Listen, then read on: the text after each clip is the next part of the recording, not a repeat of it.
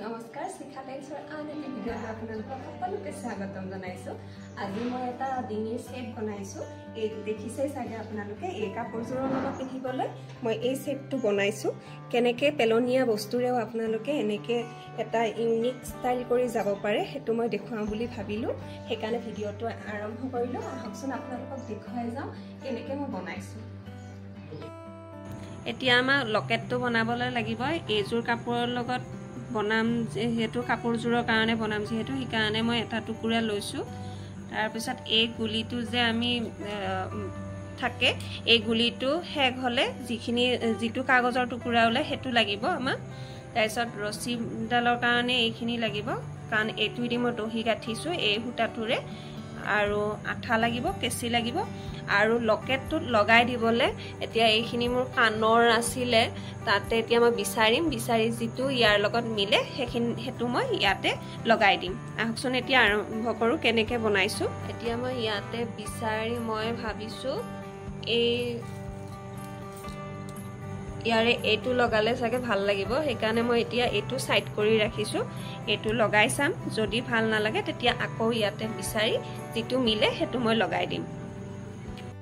এতিয়া মই এই ৰোলটোত আঠাটো লগাই ল'ম যাতে কাপোৰখন ইয়াতে লগাই দিব পাৰোঁ গোটেই গুলিটোত।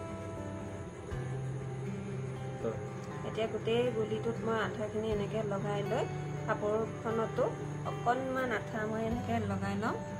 লগাই লৈ এইটো এতিয়া ইয়াতে ৰোল কৰি দিম।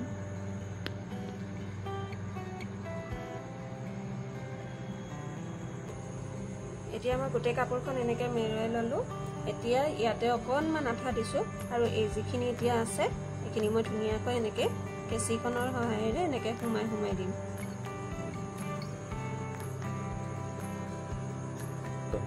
এতিয়া এটা পেইনৰ সহায়ত কেঁচিখনেৰে দিওঁতে সিমান এটা ভাল নহ'লে সেইকাৰণে পেইনটোৰ সহায়ত মই এনেকৈ ধুনীয়াকৈ সোমাই দিছোঁ। ইয়াত দেখিছে নহয় ধুনীয়া চিজিল হৈ আছে।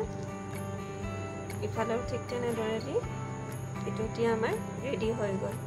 এতিয়া মই একে ৰঙৰ সূতা ডাঙৰ বেজিটোত সোমাই লৈছোঁ। যিহেতু আমি এইটো চুজ কৰিছোঁ এইটো এতিয়া মাজত লগাব লাগিব, যিহেতু ইয়াৰে এতিয়া একদম সমানকৈ মাজতে মই ফুটা কৰি ল'ম এনেকৈ।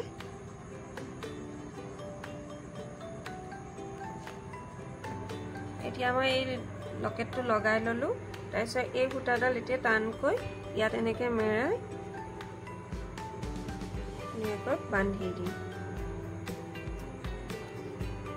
এতিয়া মই এই লকেটটো এনেকৈ লগাই লৈছোঁ। লগাই লৈ এই সূতাখিনিৰে ধুনীয়াকৈ টাইটকৈ লকেটটো যাতে লৰি নাথাকে ঠিক তেনেদৰে মই বান্ধি দিম এইখিনি। এতিয়া মোৰ লকেটটো ৰেডি হৈ গ'ল আৰু ইয়াতে মই এটা বগামণি লগাই দিছোঁ। কাৰণটো কি জানেনে? কাৰণ বেজিটো যে সোমাওঁতে এইখিনিত মানে এটা ফুটা হৈ আছিলে, সেইকাৰণে ফুটাটো নেদেখিবৰ কাৰণে মই এই বগামণিটো ফেভিকলেদি লগাই দিছোঁ। এতিয়া আমি এই ৰছীডাল এইটো লকেটটো যিহেতু ৰেডি হৈয়ে গৈছে, এতিয়া লকেটটোৰ ভিতৰেৰে এই ৰছীডাল লগাই দিম আৰু আমাৰ লকেট মানে ডিঙিৰডাল তৈয়াৰ হৈ যাব, ৰেডি হৈ যাব। তাৰপিছত সূতাডাল এনেকৈ মাজেৰে সোমোৱাই এতিয়া যিমানখিনি দীঘল লাগে, চুটি পিন্ধিলে চুটি ন, কিন্তু মই চুটিটো ভাল নাপাওঁ, দীঘলকৈ দিছোঁ। আৰু এতিয়া গোটেই একদম মূৰত এনেকৈ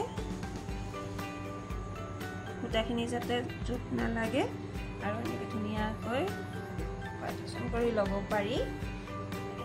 এয়া মোৰ ৰেডি হৈ গ'ল। লাষ্টত কাঠিটো দি দিলোঁ।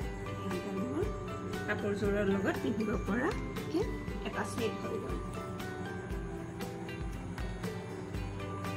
এতিয়া আমি এইখিনি ধুনীয়াকৈ কাটি চিজিল লগাই দিম।